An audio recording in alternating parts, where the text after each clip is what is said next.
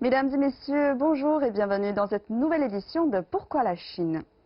À l'approche du Nouvel An chinois, on voit partout arborer des lanternes rouges, on s'offre des enveloppes rouges remplies d'argent, les gens revêtent leurs habits rouges. Et moi aussi, pour me mettre dans cette ambiance festive, j'ai mis ma veste rouge.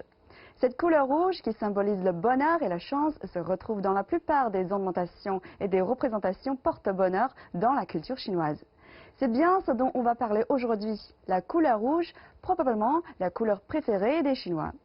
Alors, pourquoi les Chinois adorent-ils la couleur rouge? Tout d'abord, la tradition du culte du feu et du soleil des ancêtres chinois explique en partie l'amour voué au rouge. Les anciens Chinois associaient le rouge à la longévité et à l'autorité. Et d'autres associations se sont par la suite agrégées à la couleur rouge au cours des dynasties Qin et Han. À l'époque où le mysticisme était en vogue, l'attachement de la société chinoise à la couleur rouge s'est intensifié. Et au fil du temps, la couleur rouge a pris progressivement les connotations de bonheur, de joie, de bon augure et de vitalité.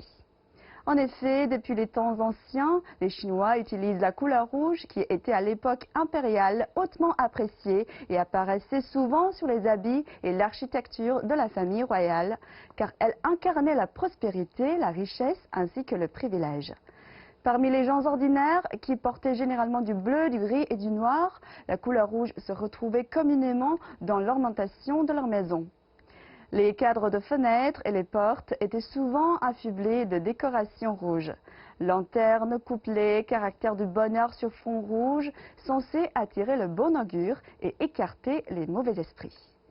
Le rouge est une couleur primaire fréquemment utilisée pour les célébrations pour presque toutes les grandes occasions de la vie. Les mariages des styles chinois, les naissances et surtout la fête du printemps ou Nouvel An chinois. Parfois, une utilisation trop abondante du rouge peut semer la confusion dans l'esprit du public, qui peut se demander la période de la fête du printemps est-elle déjà arrivée? Par ailleurs, c'est aussi la couleur parfaite et la plus propice dans l'esprit du peuple chinois, ce qui se reflète dans des expressions qui recourent fréquemment au caractère rond, c'est rouge en chinois. Voici des exemples. Les belles femmes sont appelées Hongyan. On souhaite aux jeunes mariés une vie Hong Hong Huo Huo, littéralement rouge et flamboyante.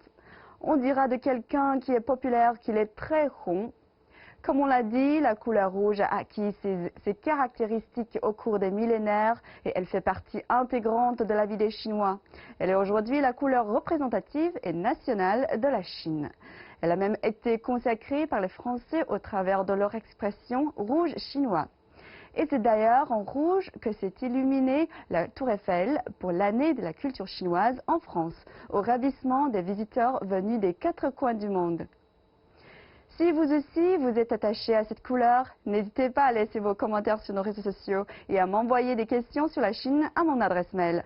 Pour plus d'informations, vous pouvez vous diriger vers notre site internet en scannant le code QR en bas de l'écran. Merci de nous avoir suivis, je vous retrouve très bientôt dans Pourquoi la Chine?